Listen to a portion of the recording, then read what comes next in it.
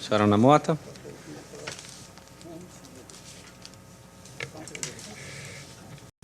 Segundo item da pauta, processos número 00058, 050664/2014-79 e 00065077714/2014-65.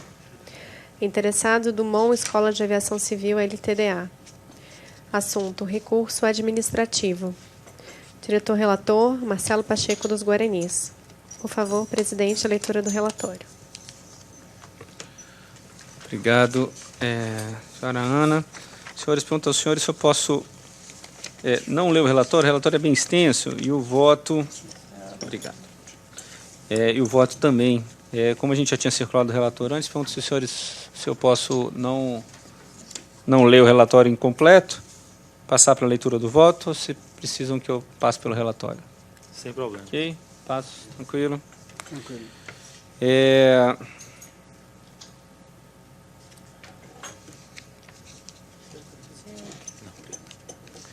Só o início, que trata-se de recurso interposto pela empresa Dumont, Escola de Aviação Civil Limitada, contra o despacho do Superintendente de Padrões Operacionais, que manteve a decisão que indeferiu o pedido de renovação de autorização de funcionamento e homologação de cursos no bojo do processo administrativo fiscalizatório da empresa. Como relatado aqui, como presente no relatório circulado para os senhores, o recurso apresentado insurge contra o despacho número 3 de 2015 da SPO, de 11 de fevereiro de 2015, encaminhada recorrente por meio da notificação 1 da SPO de 2 de março de 2015. O recurso da Dumont foi protocolado da ANAC em 9 de março de 2015, caracterizando assim sua tempestividade. Sobre o pedido de efeito suspensivo, em 27 de abril de 2015, foi protocolada a petição da procuradora da Dumont, que busca a concessão de efeito suspensivo ao recurso. Segundo alega, apesar de não ter pleiteado anteriormente, a empresa vinha sofrendo as consequências da suspensão das suas atividades, isto é, a demissão de seus empregados e o consequente pagamento de verbas trabalhistas, além do risco de extinção dos contratos celebrados com os estados da Bahia e Roraima. Por outro lado, Dumont buscou suspender os efeitos da decisão recorrida, mais especificamente a portaria 541 da SPO, que extinguiu sua autorização de funcionamento, junto ao Poder Judiciário, o qual entendeu que não haveria condições de segurança para manter a empresa funcionando liminarmente. Apreciando-se o pedido, está claro que não caberia o seu deferimento, tendo em vista as condições que levaram à decisão de suspender suas atividades. Não há que se falar em manutenção das atividades da empresa, uma vez que a área técnica demonstrou, desde o início do processo, a necessidade de suspender cautelarmente os cursos em virtude dos riscos que a atuação da Dumont apresentava à aviação, especialmente pela má formação de profissionais. Ademais, a matéria contida nos presentes autos trata especificamente da constatação da perda das condições de funcionamento da empresa, inclusive pela demonstração das irregularidades de seus cursos. A petição, que apresentou o pedido de concessão de efeito suspensivo, carece de elementos que demonstrem indícios da manutenção das condições para operar, limitando-se a listar os efeitos negativos da suspensão sobre a empresa. Ante esse quadro, e considerando o tempo tardio do pedido, que reforça a ideia de que não haveria condições para a continuidade das operações, entendo que tal providência deve ser negada. Sobre o mérito, no tocante aos demais argumentos apresentados pela recorrente, em busca de reverter a decisão de extinguir sua autorização para operar e a homologação dos cursos, percebe-se que a empresa não apresenta elementos novos ou justificativas robustas que possam culminar na modificação das decisões já tomadas pela área técnica. Não obstante, em atenção ao devido processo, passo a análise de cada um dos pontos levantados. Em suas razões recursais, a empresa faz as seguintes alegações. Primeiro, a empresa alega que teve seu pedido de renovação de autorização e de homologação de cursos negados por força de uma decisão relativa a alguns cursos, sendo que haveria muitos outros ministrados pelos quais não foram acusados problemas. Conforme se extrai dos autos, o processo foi iniciado com um pedido de renovação da autorização de funcionamento e, logo em seguida, de renovação da homologação de alguns cursos. Este último apresentou inicialmente algumas não conformidades, as quais foram sanadas conforme manifestação à folha 34. Ocorre, contudo, que o processo de ambas as inovações compreende uma etapa de auditoria do funcionamento da empresa e das informações prestadas. Foi justamente nesse processo, que viria a fazer parte do processo de inovação, que identificou-se um número excessivamente elevado de irregularidades e reiteradas infrações graves ao Código Brasileiro da Aeronáutica, em particular a constatação de que a escola não cumpria os currículos mínimos obrigatórios para a formação de pessoal da aviação civil. Assim, a simples existência de outros cursos que não haviam sido considerados irregulares não autoriza a empresa a manter uma operação sobre a qual pairam dúvidas, haja visto o descumprimento generalizado de requisitos do RBH 141. Afirma que a ANAC, em segundo lugar, a empresa afirma que a ANAC nunca apontou deficiências em seus registros, dos quais possui controle efetivo e real, inclusive aqueles que foram danificados. Nesse caso, a documentação existente nos autos demonstra inúmeras falhas nos registros da empresa, inclusive o cometimento de infrações cuja gravidade ensejou denúncia ao Ministério Público. Confira-se abaixo algumas irregularidades relativas aos cursos teóricos. Primeiro, utilizar assinaturas escaneadas, cópias coloridas de uma matriz assinadas pelos alunos, alterando apenas as datas para comprovar a frequência dos alunos. Segundo, apresentar registros de instrução de um mesmo aluno em diferentes disciplinas que foram ministradas nos mesmos dias e horário. Terceiro, não apresentar os registros de instrução de algumas turmas, seja durante a inspeção, seja posteriormente. Quarto, em casos nos quais determinados alunos não constavam nos registros de instrução apresentados durante a inspeção, respondeu informando que se tratam de alunos desistentes. Entretanto, a própria escola informou à coordenação de exames teóricos que os mesmos alunos foram aprovados nos cursos. Quinto, apresentar registros de instrução dos quais os alunos recebiam frequências antes mesmo de estarem matriculados. Sexto, apresentar registro de atividades práticas dos cursos de MMA que comprovaram o descumprimento das normas dos respectivos manuais de curso. Por exemplo, não respeitou o limite diário de aulas, tampouco o limite de alunos para cada instrutor, avaliou a participação dos alunos antes mesmo de concluírem as atividades, avaliou a frequência total dos alunos antes mesmo de concluírem as atividades, registrou toda a carga horária antes mesmo de concluir as atividades, realizou atividades práticas no curso MMA-GMP, como se do curso MMA-CEL fosse. Os alunos avaliaram-se a si mesmo e informou ainda que o responsável pelas práticas não era instrutor da escola. Esta é apenas uma pequena compilação das irregularidades encontradas. As justificativas apresentadas durante o processo, que incluíram a responsabilização de fenômenos climáticos como causadores de danos aos registros, ocasionando a sua recomposição por meio de cópias de assinaturas, não foram suficientes para demonstrar que houve equívoco dos inspetores da ANAC. Ademais, o fato da agência não ter descoberto a situação anteriormente não constitui motivo para desconsiderar as graves infrações descobertas.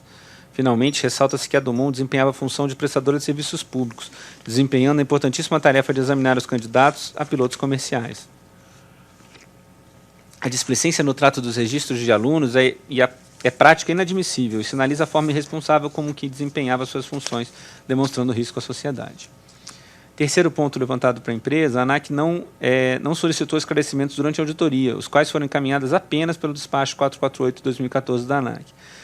Sobre isso, de fato, o número elevado de infrações encontradas ou sob investigação não permitiram a exata aplicação do disposto no item 3.1.3 do MPR 141001 da SSO, que previa a elaboração de um termo de inspeção e a sua leitura durante a inspeção. Tal medida não torna inválido o ato, uma vez que o objetivo do procedimento correspondente à notificação da empresa de todas as não conformidades encontradas, o que exigiu mais trabalho na sede da ANAC, e a concessão de 30 dias para o seu atendimento. Essas condições foram devidamente observadas. Segundo a superintendência, as não conformidades encontradas naquele momento foram verbalmente comunicadas a Dumont com registro da informação na gravação. Em quarto lugar, a empresa repisa que a ANAC não cumpriu o MPR 141001 SSO, que teria permitido à empresa provar que tinha todas as documentações necessárias, evitando a suspensão das atividades sem possibilidade de resposta imediata. Sobre esse ponto, como mencionado, não foi possível listar todas as não conformidades ao término da inspeção in loco. Além disso, o volume de documentos resultantes da inspeção da área técnica e da resposta da Dumont, que foram juntados aos autos, é prova contundente de que não seria possível extrair uma resposta imediata e apta a evitar a consequente suspensão acautelatória das atividades da empresa. Quinto ponto, sobre o acidente com a aeronave PT-AVC, afirma ainda que não há um relatório final sobre o acidente. Mas todas as medidas mitigadoras para o acontecido e para evitar novos acontecimentos foram tomadas. Sobre esse ponto, temos que tais medidas não foram comprovadas nos autos, conforme também se extrai da decisão recorrida. Sexto ponto, alega que a Dumont não tinha conhecimento do acidente do dono da aeronave, PT-BHF, nem tampouco utilizado ela em voo de instrução.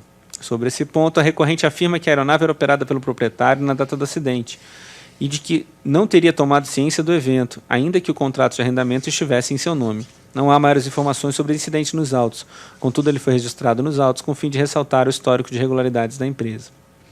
Sétimo ponto, a empresa aduz a que a Dumont não tem culpa sobre a suposta má formação do piloto Luiz Alberto Pereira Fattori. Inclusive, sua proficiência teria sido comprovada em um cheque após o acidente.